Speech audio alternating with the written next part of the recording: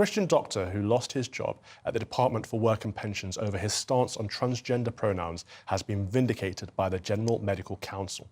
The doctor lost his legal action against the DWP for religious discrimination, but is planning to apply to the ECHR for a ruling on the case.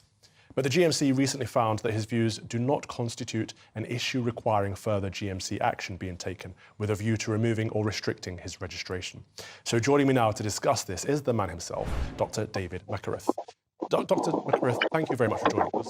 Can we start off by just laying it out there what the DWP claims you resigned from your post for, and did you resign, or did you lose your job another way? Well, I'm quite certain, Calvin, and it's an absolute pleasure to meet you, by the way, but I'm quite certain that I didn't jump, I was pushed, that I was fired. But we're all agreed that the Department for Work and Pensions said that because of my refusal to use transgender pronouns, I was unfit to do the job. My maintenance is that I was a good doctor, I was fit to do the job, and that what I was saying was said in good conscience and from a Christian conscience. And of course that led to court cases. It's shocking to me that they somehow seem to presume that you have to have compelled speech in order to do your job as a doctor. How does that relate to you in your day-to-day work? How would it affect you?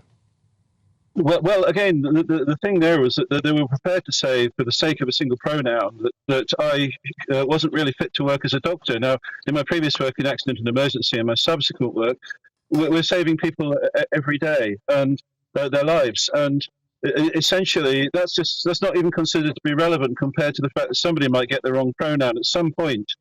There was a very small risk of that happening at the time, but essentially, so concerned were they that somebody might be offended by my actions, that all of my experience, all of my years as a doctor counted for nothing, and my Christian conscience counted for nothing, and that bothered me the most. That's the crux of the matter, though, isn't it? That they might be offended by your Christian faith, and it's your faith that you are adhering to by not going along with their compelled speech. Yes, and this is where the court cases really were concerning. The court cases, when we take the government to court over the issue of pronouns, the first case ruled that because I didn't believe in transgender ideology, and by extension, we all have to believe in transgender ideology, therefore I didn't have any case to stand. That transgender ideology must be believed and acted upon by every doctor, nurse, or whoever.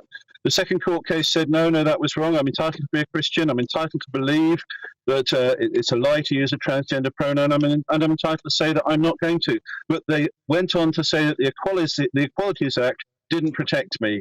Now, I would argue we're Christians, there's lots of us, we're still here, we've been here for a very long time, we're not going anywhere. That if the Equalities Act can't protect the Christian faith, it can't protect anything. And that's my concern, that the Equalities Act has to protect everybody, because we're in a situation where we have a conflict of views and interests. So I think this is a really important battle to fight, and that's why we're taking it to the European Court of Human Rights. And what do you hope to achieve from the ECHR?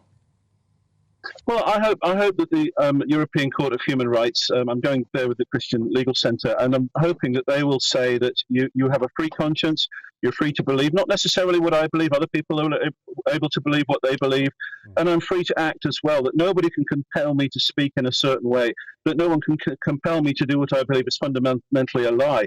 So I'm hoping that the European Court of Human Rights will uphold freedom of speech and freedom from false speech. Freedom to believe and freedom to act in that way. As a doctor, do you feel that your Christian faith is in conflict with science, or is this in conflict with another set of beliefs, which you have called the gender ideology? Well, I've never felt that my Christian faith was in conflict with science at all. But I do believe that that science and theology combine when they say that it's impossible for a human being to change sex. So, and I think that the medical profession has a duty to say that to its patients.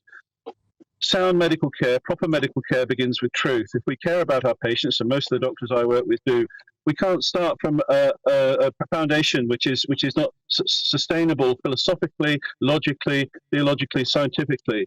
We have to start with the truth, and whatever that truth is, then that is how we must present ourselves to our patients. To me, that is the mark of a caring doctor. It is not the mark of a caring profession when we simply go along with what is not scientific, but is a pure ideology. The idea that there might be 150 genders, the idea that we should each have pronouns of our own choosing, the idea that I could be a cat and you'd have to treat me as a cat. You laugh, but that's happening in a school right now. There's a young girl that's identified as a cat, and the teachers are having to tell the boys to stop barking at her. We're going crazy. But Dr. David Mackereth, thank you Yes. so much for your common sense. That's right. And I was speaking with a girl just a month ago who says she's about to marry a man who identifies as a pig.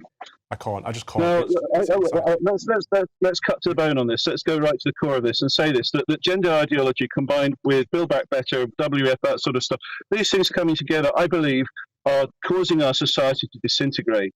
I don't believe you can have a scientific, technical, professional, medical profession which practices a lie just to keep some kind of political ideology alive. So these issues are really, really important. You understand the situation with Joshua Sutcliffe, where he lost his, he was struck off as a teacher for the sake that in 2.5 years he might have used the wrong pronoun. He's a fantastic guy fighting the good fight, and so are you, Dr. David Mackereth. Thank you for fighting Joshua, the good fight. I agree with you.